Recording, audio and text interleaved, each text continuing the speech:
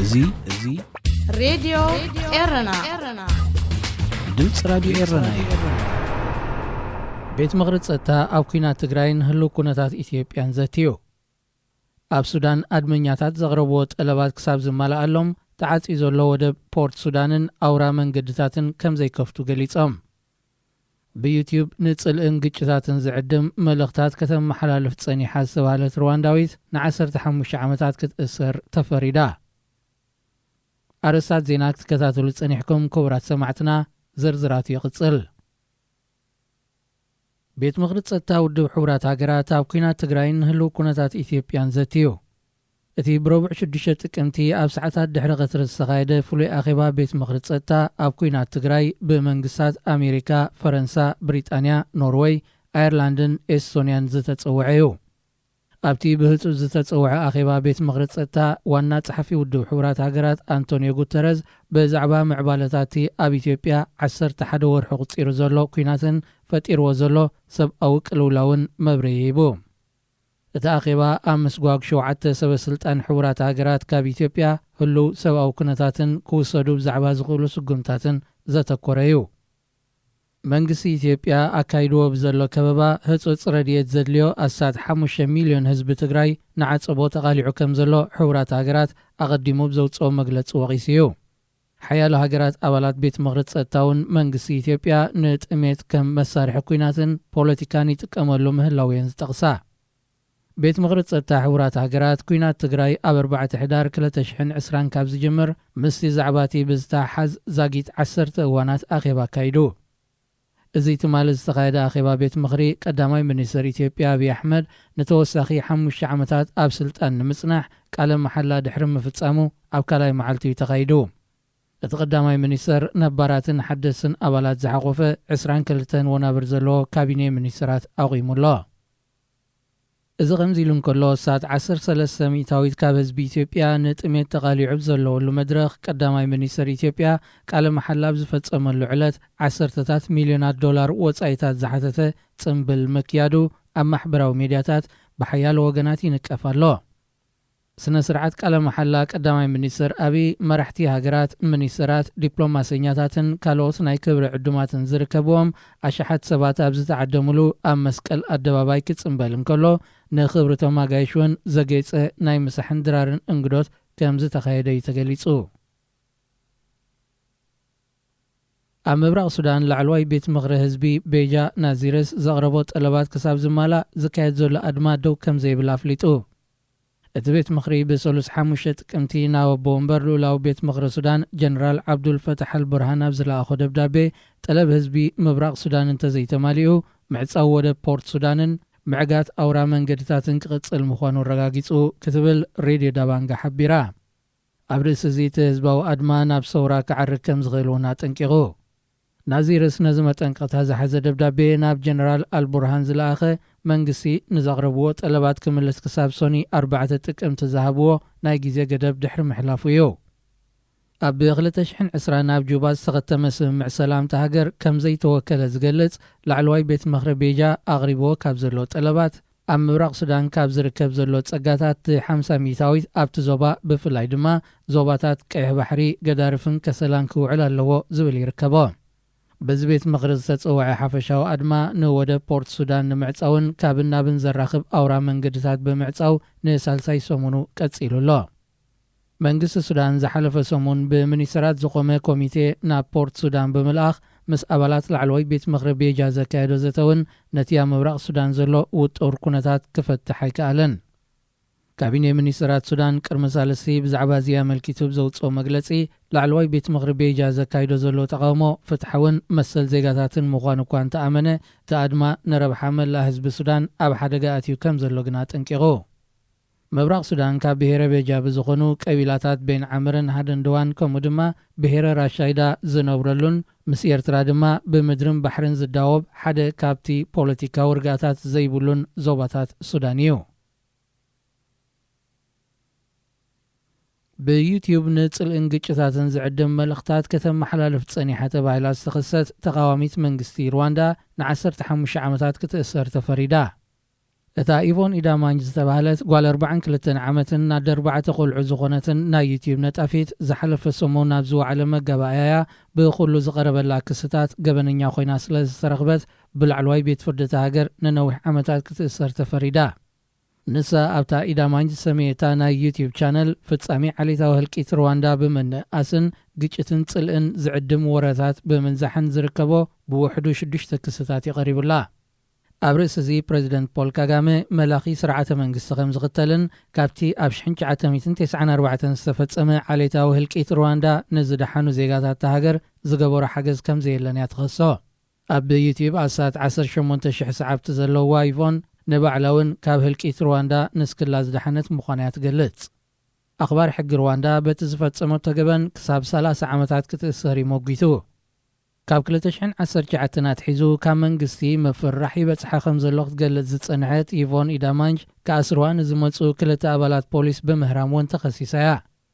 ላዕለዋይ ቤት ፍርዲ ሃገር ነሳ ኣብ ዘይተረኽበትሉ ኣብ ከተማ ኪጋሊ ዝወዓሎ መጋባእያ ዘሕለፈላ ናይ 15 ዓመታት ማእሰርትን $2,000 መቕጻዕትን ብይን 27 ዓመታት ኣብ ስልጣን ንዝርከብ ፕሬዚደንት ካጋሜ ንካልኦት ተቃወምቱን ደለይቲ ለውጥን ከም መፈራርሒ ዝጥቀመሉ ኣጋጣሚ ኮይኑ ምህላው ዝተፈላለዩ ወገናት ሃገር ይወቕሱ ከም ሂማን ራይትስ ዎች ዝኣመሰሉ ኣህጉራውያን ተጣበቕቲ ሰብኣዊ መሰላት መንግስቲ ሩዋንዳ ብኢንተርኔት ንዝነቐፍዎ ዜጋታቱ ምፍራሕን ምእሳርን ይቕጽሎ ከም ዘሎ ከተሓሳስቡ ጸኒሖም እዮም ዜና ኣብዚ ይፍጸም እዚ ሬድዮ ኤረና ድምፅ ራድዮ ኤረና مستنتان أب علة زغري بيرق ألم في الساعة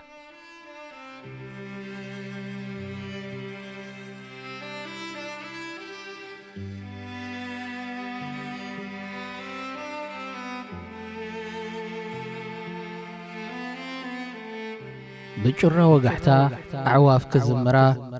كم تمال كم صباح معلتي جميرا منبار نقون قهم جمار بب من قدنا هيوت نسقما بب زتعملنا عدلنا نقطما منبار علاماني حبار زي عرف قويا بزح ميلا نناي حبار مويا منبار كيربرب كامتعار معالتا وقويا نفس وكفنا حبار مويا منبار نزل لك كمفكار شوعتا جيزي وديق كاس شمونتا جيزي تتسق كسابتا قربات وطق كلو كنك زي كونس نكو السخيو زنبر زتعر عغمو زقبر كابت حماق زقت مني كل يكون انزقود أني عدلي أي تتلمني زي عرف قويا بزح ميلا نناي حبار مويا منبار تفتين كممهار معالتا وقويا نفس وكف ناي حبار مويا منبار حيا المخان صوار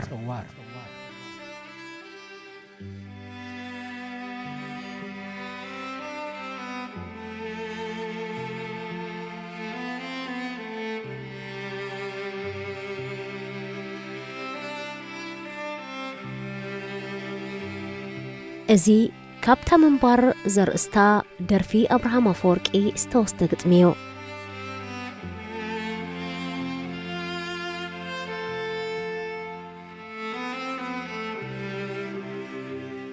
أب فلما تقمتي كلتش عن شدشتن بمينستر طعنا نسرحتنيات ميديا أبزوها بسلطنا نمستاف أبكر النبركو أب غزي مسح ندرارن نابتا سنحيت زسما انتخونا بإند أرقاي تفلت أبتك زي سميت زنبرت بيت مقبن نختنينا نمقاب زنبرنا حدا قطري كلنا أسلت أنتن ببقو جلة أما أدعوكنا كلنا نعينتنا حدست زي نبورو سبات تمراريحهم نابت بيت مقبي أتو منبارهم أستبهلنا اتزنبرنايو زغف حكفال نايتا بيت مقبو قوسيوم بأساسيتي تمأزينهم كابانا خول نابز بلشناق حلفو أبي أبراهام بزبل أقالبو كلنا زرخب دهي جميرنا أسمات كنا لليوم زخقلنا موزيك أنياتات ويوم بتتصوتوا عينة مسارحي الناس منا تقوابلنا اللوم أب مونكو علالنا نتمت أخابهم أمنا مريت عدت أنيحهم كون يخليهم أزبل قمت هابنايو بزز جمرة أرست علالنا أبراهام فورق خنا أبسر حتو زلنا أدناقوتن تمستون أمتنا بدرفتاتو نفقري كمي كم زفتلتلا أبسر حتو نفقر هاجرن متأمرتن أمقلات بمعرخ مزدمعة كاب حرقات قطمتاتون عمقوت كنيتاتون كم أبنت النتقصنا مسمق بنا أقوسنايو أمر خبوزهن خيك الربز قبرلو مخالف ككندتي إنفلتون زي سمعنايون حوسنا كتسيلنا كاب أرستي أبراهام زي وطأ كالنت بتلعلا مبقسيت دما اتا أفتنا أبز نبرا مندق أب عبي بيترو تسقيلا زنبرت سئليمانا قبر ميكائيل بارع نبرت سلمنتاي سنت ببنياتاتنا بهيوت كلو كندتي نادنقوم زين نقروم بهيوت كلو أخبرتنا زين رئيوم نأبنت بارع نمنتاي تدحرموتو أبو زحبوتاتن أقات أميتاتن كسكال زرعنايو أسألو بهيوت كلو كريو زي قبرنايو نمنتاي كحجي سئلنا إبراهام كند زناي بارع جيرنا زين سألو اتبدحريوم إن قبرو أب قدميوم كخون كم زنبرو زعمسلو نتبتات العلنا حلوفن هلون ززامد علال أكايدنا كلنا أدنقتي في الريات أبراهام بمبارنا دما زدت فناتته أملخختا أين برنان كران زوردنا سلطنا نوي حبزي كون قزي تزازيمو أسمرات ملسنا سنبت شومون تتقمتي كل التشحن شدشتن نكو تليفوني أدحايت دوالي برخت مسكنا مسارحتي أباري ديوانايو دحر سلامتا حدش سمعكو نقر انتلو حدتني زي من بارو ملسكو أبراهام مويتي بهالالو اتنسو زو سمعو قنا أب إزني زي بتحاز نبرا نقر كعولي كمي مالت اندعي مويتو زبل ورتاتالو ورخي كون لانك أنا أبكرن رئيو نيرا مع اسم بارو أب حسابي الناس سلاسل كي زمن لسنيرا برخت رقص أنياي نبرن رقص أنيان مخان كايو نفاي دويلو ورق برو مونا من داخن دول نخل نبرهناوي دول حراي صبو بالي الرقاقيت كدول لي كتبهيكي مس برخت تفاننا برهناوي نأبراهام بزلو فقري زودا درسب كم زيلا بمتأمانون أدنقتون مقلات بزتقاملو أقبابن تتقاسيو بزعبا أدنقت إبراهام أبزل على رأستي برهناوي زي متقاسون أيكالن قدم خلت عمت نايز قزي نأبراهام أبسرحو زلنا أدنقوت نغنقرو أبني على هوتيل بحبار أبزمسن على مشت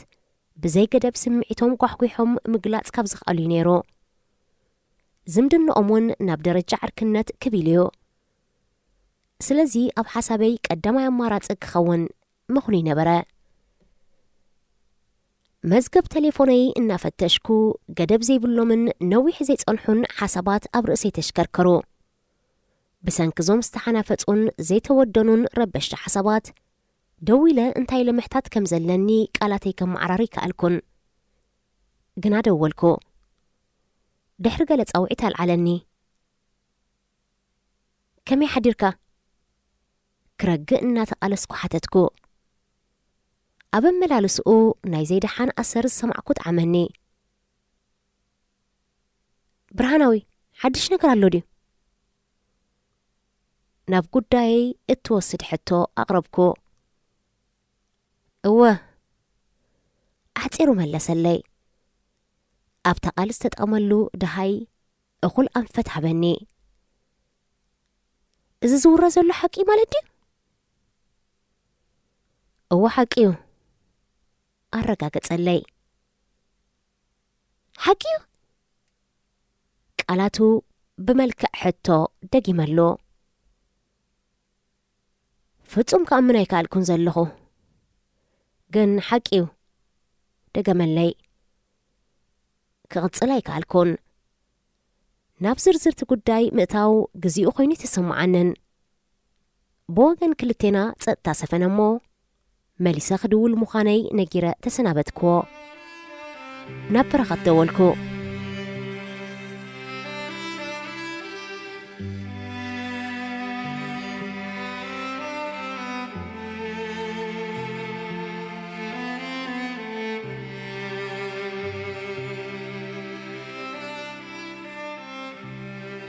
ሰንበት ዝርዝር ሓበሬታ ዘይብሉ መርድእ ክንቀባበል ሓለፈት። እቲ መርድእ ናይ ብሓቂ መርድእ ምዃኑ ክስወጠኒ ከኣምን ዝኻልኩ ግን ሶንዮ። ጎደናታት ኣስመራ ስእልታት ናይቲ ሰማይ ዝደረቱ ኣብርሃም ኣፈወርቅን ብብዙሓት ሞያተኛታት ዝድነቕ ሙዚቀኛ ሮቤል ሰሎሞንን ዓለቕለቐ። ዕላል ነፍሲ ወከፍ ሰብ እውን ኣብ ዙርያ እዚ መርድእ ጥራይ ኮነ። ኣብርሃም ኣብ ልቢ ህዝቢ ደኣ ነገሰ እምበር ብሰበ ስልጣናት መንግስትስ ተፈታዊ ነበረን ንምባል ዘኽእል ብዙሕ መሰናኽላት ይገጥሞ ነይሩ እዩ። ቃለ መጠይቁ ኣብ ማዕበል ፈነወ ከሎ ከም ዝቑረጽ ተገይሩ።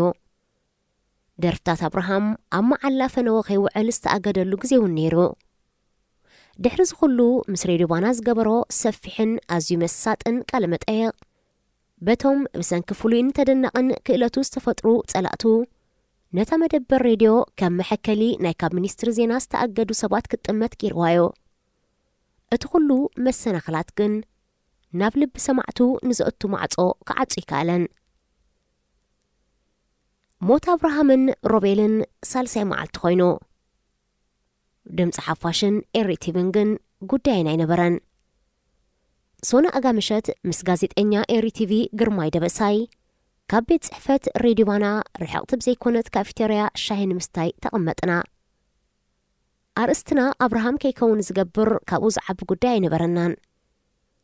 ወላ እውን ብወግዒ ኣብ መራኸቢ ብዙሃን ኣይተሓበር ኣብ ኣዝዩ ዝተረጋገጸ ደረጃ በፂሑስ ቀብሪ ንጽባሒቱ ሰሉስ 10 ጥቅምቲ ምዃኑ እውን ተፈሊጡ ነይሩ። ኣብርሃም ዝኣክል ስነ ጥበበኛ ሞይቱ ዜና ዘይኮነሉ ምኽንያት እንታይ ምዃኑ ምርዳእ ከም ዝኣበየኒ ኣልዒለ ምስ ግርማይ ውህሉልን እሉኽን ዘውፅእ ነይረ። ንሕርቃነይ ምኽኑይ ገይረ ንምቕራብ ድማ ኣብቲ ሳልስቲ ኣብ ቲቪኤረ ዜና ተባሂሉ ዝቐረበ ንዓና ግን ልዕሊ ሞት ኣብርሃም ኮነ ሮቤል ዜና ክኾነና ዘይክእል ዝነበረ ፍጻመታት ጠቐስኩ። ኣብቲ ሽዑ እዋን ኣብ ሚኒስትሪ ዜና በዓል ስልጣን ዝነበረ ክሳብ ኣብ ደቀቕቲ ስራሓት ተራ ጋዜጠኛታት ኢዱ እናእተወ ምስ ውልቀ ስነ ጥበበኛታት እናተሃላለኸ ነቲ ትካል ናይ ውልቂ ዋኒኑ ኣምሲልዎ ዝነበረ ውልቀ ሰብ ኣብ ህልኽን ጽልእን ክሳብ ክንድኡ ርሕቀት ምኻዱ ፍጹም ክበርሃሊ ኣይከኣለን። ክሳብ በቲ መርድእ ሕጉስ እንተነይሩውን ነቲ መርድእ ዜና ካብ ምግባር ብምብኳሩ ክህልዎ ዝኽእል ዕግበት ክስእል ኣይከኣልኩን። ኣብቲ ምስ ግርማይ ዝጸናሕናሉ ግዜ ድማ እዚ ኣጋጣሚ ካብ ዝፈጠረለይ ስምዒት ንምውፃእ ኣይከኣልኩን። እልቢ መልሲ ዘይብሎም ስለምንታያት ነይሮሙኒ። ንጽባሒቱ ንሓመድ ድበ ጉዕዞ ናብ ድባርዋ ኾነ። ኣብቲ ሽዑ እዋን ኣብ ክፍሊ ምምዕባል ዓቕሚ ሰብ ሚኒስትሪ ትምህርቲ ሕልቅነት ዝነበሮ ኣቶ ቴድሮስ ወዲ ካርቱም ተዋሳኢት ክብራ ጸጋይን ኣነን በረኸት ምስግና ብዝመርሓ ስእሊ ኣብርሃም ዝተጠቅዓ ናይ ገዛ መኪና ኣብ ሓጺር ግዜ ድባርዋ ኣተና። ነቲ ብዛዕለት 7 ጥቅምቲ 2006 ልክዕ ቅድሚ 15 ዓመታት ምስ ናይ ሞያ ብጻዩ ሮቤል ሰሎሞን ባሕሪ ዝኸተሮ ኣብርሃም ኣፈወርቂ ከነፋንዎን ብወግዒ ክንፋንዎን ምስ ሽሾ ህዝቢ ምስ መሪር ልቕሶ ፈተውትን ኣድነቕትን ተጸንበርና። ከተማ ድባርዋ ኣብ ተመኩርኣ ውሑድ ኣጋጣሚታት ጥራይ ሪኣቶ ክትከውን ብእትኽእል ብዝሒ ህዝቢ ዓለቕለቐት። ጎደናታት ብመልቀስ ተናወፀ። ጥርዚ ብቕዓት ንስተንከፈ ውልዳያ ተፋኑ ነይራ። ብተመሳሳሊ ድማ ኣብታ ሰዓት ስነ ስርዓት ቀብሪ ሮቤል ኣብ መብቆል ዓዶ ይካየድ ነበረ። ኣብ ሓደ መዓልቲ ኸትሪ ኣብ ሓደ ዕለት ቀብሪ كدلي كندي صنيحه ناي درو متعللتي غرماي دبسايو متيكا دي خدا بسراح كونه بقلو ابز اغاطامي كساتف مخانو بدرو كم زيتن كفنايو رغصنيا نيره وفر تبايله نتلفزيون مدب كدالوي كزرار بكدو انتي كبل بجاغا بزعبه برهام تبليو خيطفاكي كابتت مالت تبلن زنبر كزفله يكونن እና ተዛረበኒ ምድላዋቱ የጻፍ ነይሮ ንአብርሃም በኸመይ ክገልጾ ኽእል እሞ ድማ ኣብ ሓመድ ድበኡ ብዛዕባቲ ብዙሕ ክበሃለሉን ክጸሓፈሉን ዝኽእል አብርሃም ውሑድ ምባል ቀሊል ኣይነበረን መጅማሩ እምበር ምውድኡስ ኣይከኣለን ሶሉስ 10 ጥቅምቲ 2006 እምበኣር እዚታት ሰኒዳያ ሓሊፋ ፋንዋ ነቶማ ሙዚቃ ኤርትራ ነናቶም ኣሰር ዘቐመጡ አብርሃም አፈወርቅን ሮቤል ሰሎሞንን ድበ ናይቶም ምስ ብዙሕ ሕልምታቶም ዝተኸስሩ ጥበበኛታት ምቕባጽ ነቶም ዕልብተ ጸባይ ዝነበሮም ወሓለታትን ፈጠርትን ጥበብ እንሆ 15 ዓመታት ሓሊፉ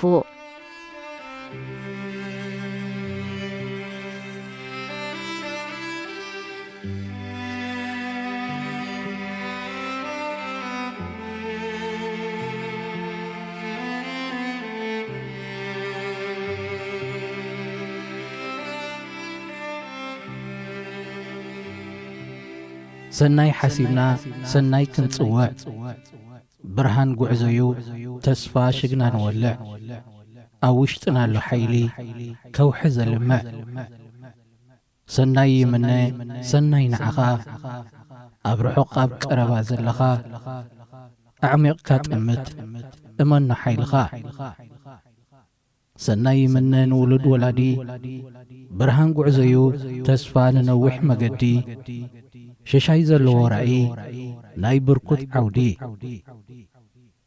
سناي حسيبه سناي منه لعلت أميتو نابشتون زهاكنا بزي حل المنفس بنابراز تبتنا زي راديو إيرنا دمس راديو إيرنا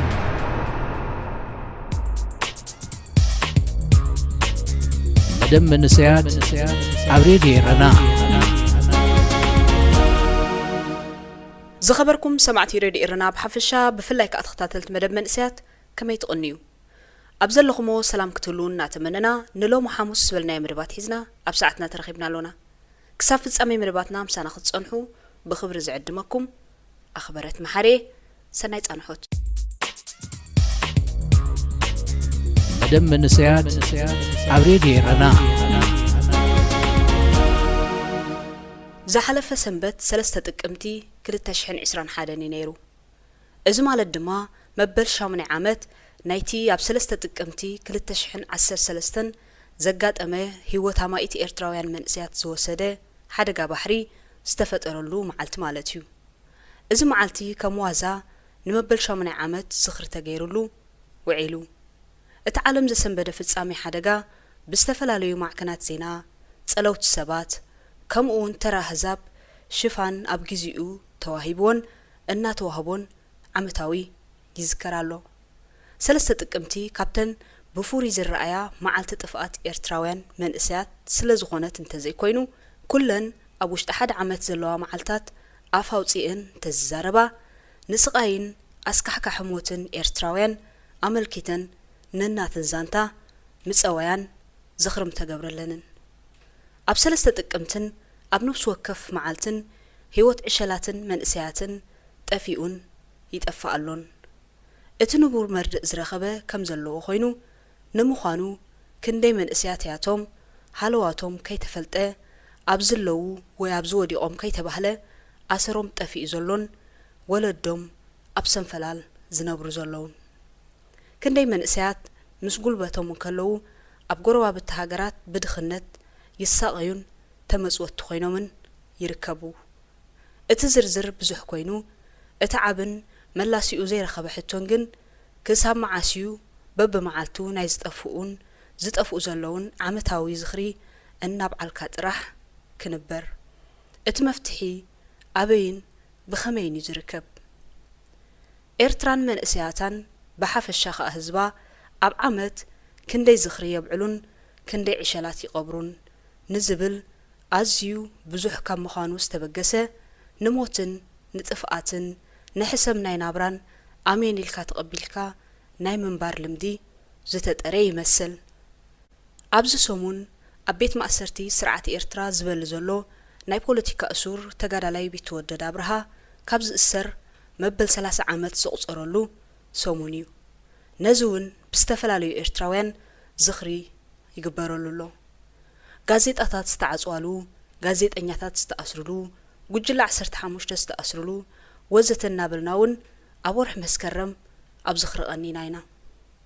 ኣብ ቤት ማእሰርቲ ንሳቀ ዘሎ ሰብ ህይወቱ ኣሰርቶም ሓደጋ ሞት ዝወሰዶም ዝስዕብ ዘሎ ፍጡር ዘድልዮ ዓመታዊ ዝኽሪ ጥራሕ ኣይኮነን እቲ እንኮን ስነ መጎታውን መልሲ ስቃዩ ዝሕምመካ ሞቱ ዘጉሄካን ተዳሃልዩ ነቲ ኣብ ፀበባ ዘሎ ሰብ ፍታሕ ራህዋ ከተምጻሉ ምኽኣል ጥራሕ እንተዘይኮይኑ ዓመታዊ ስለ ዝዘክርካዮን ዝተቐንዘኻሉን ዝዓብሰሉ የብሉን ዳርጋ ነፍሲ ወከፍ ወርሒ ዝኽርታትን በዓላትን ክንጽምብል ዓመት ከይተረዳእትና ክትሓልፍን ከላ ነቶም ኣብ ስቃይ ዘለውን ነቲ ዝቀደመ ውላዱ ሲኢኑ ብዝድሓረ ከብዱ ሓቂፉ ዝነብር ዘሎ ወላድን ሓንቲ መዓልቲ ክንድመወል ኮይናቶም ያ ትነብር ዘላ ኣብ ሰሙን እዚ ካብታ ሲኦል ኤርትራውያን መንእሰያት ዝኾነት ሊብያ ድምፂ ኣውያት መንእሰያትና ካብቲ ዝነበሮ መሊሱ በሪኹ ኣብ ኣዛና ይቃልሓሎ እዚ ማለት ከዓ ኣብታ ሃገር እቲኣ ጥራሕ ምህላው ንባዕሉ ስቃይ ኮይኑስ ካብኡ ንላዕሊ ስቃዮም ወሲኹሎ ማለት እዩ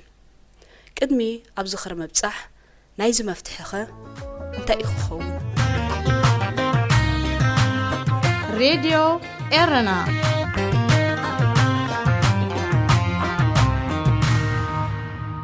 ዶውታ ፌስቡክ በኣረኣያ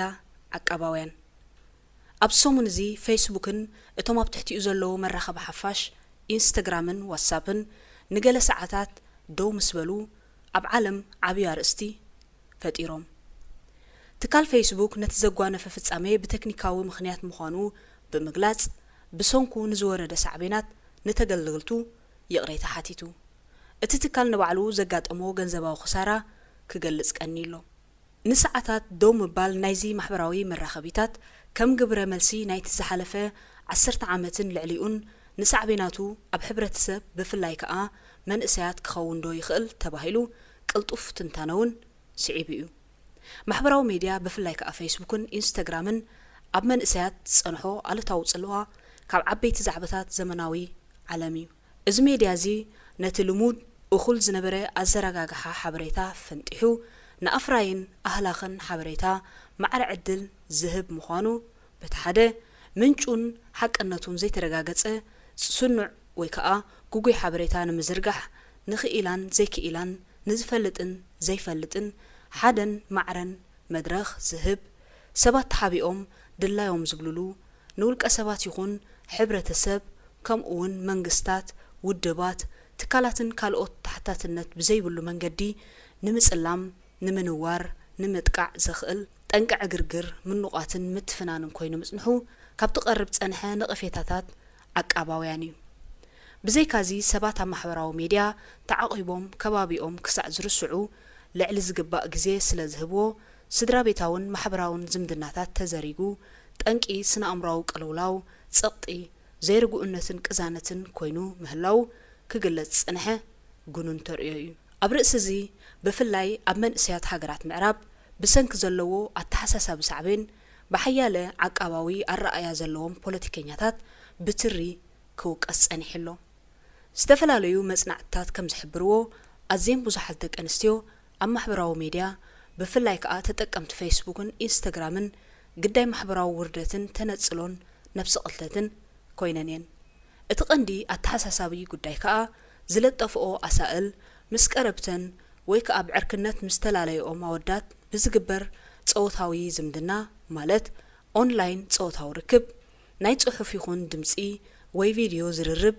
ብዝተፈላለየ ምኽንያት ብዘይ ኣገባብ ሓላፍነታዊ ብዘይ ኮነ መንገዲ ብምዝርጋሕ መሰል ብሕትውነን ተጣሒሱ ግዳይ ክገብረን ተራእዩ እዚ ማለት ሓንሳእ ብስቱር ዝተገብረ ወይ ዝተቐድሐ ስእሊ ወይ ቪድዮ ደይ መደይ ተባሂሉ ወይ እውን ባእስም ዝተፈጥረ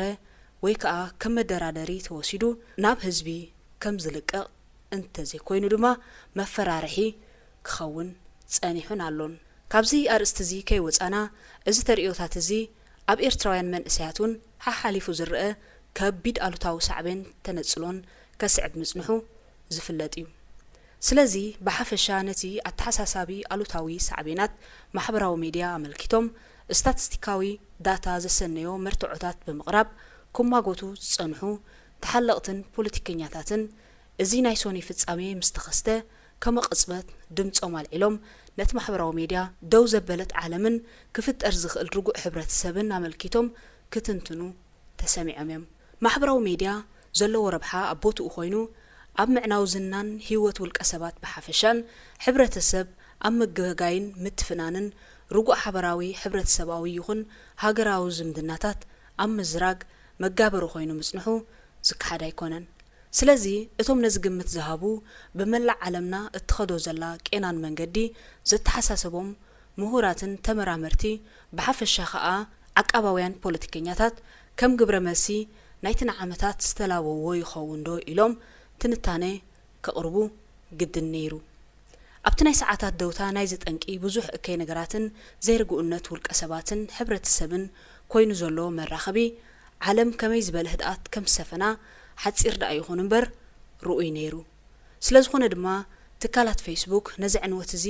ብግቡእ ተረዲኡ ንተገልገልቱ ሓላፍነታውያን ክገብር ዘገድድ ኣሰራርሓ ከተኣታቱ ሓላፍነቱ ምዃኑ ዘዘኻኽር ለቦዋታት እውን ካብቲ ዝተሰምዐ ኣገደሲ ነጥብታት እዩ ብዙሓት ብሰንኪ ዘይ ሓላፍነታዊ ኣጠቓቕማ ማሕበራዊ ሚድያ ዝተነጸሉ ዝተዳህሉ ብሓፈሻ ግዳያት ዝኾኑ ውልቀ ሰባትን ማሕበራትን እውን ኣብቲ ግዜ ደውታ እፎይታ ከም ዝተሰምዖም ብዝተፈላለየ መንገድታት ክገልጹ ተራእዮም እዮም ዝኾነ ኮይኑ ግን እዚ ናይ ሰዓታት ሙሉእ ደውታ ትካል ፌስቡክ ከምቲ ዝተባህሎ ቴክኒካዊ ጸገም ጥራሕ ዶ ይኸውን ወይስ ከም ግብረ መልሲ ነቲ ክቐርብ ጸንሐ ዓሚቕ ምዕዝምዛማት እሞ ደው ኣቢልካ እቲ ክፍጠር ዝኽእል ዓለምን ሕብረተሰብን ንምዕዛብ መፈተኒ እዚ ግዜ ዝምልሶ ኮይኑ ብውሕዱ ግን እዚ ትካል ኣብ ገንዘባዊ ረብሕኡ ጥራሕ ከየድሃበ ነቲ ኣሉታዊ ሳዕቤናትን ዕንወትን ብዝቕልስ መንገዲ ኣሰራርሑኡ ክግምግም ናይ ብዙሓት ጻውዒት እዩ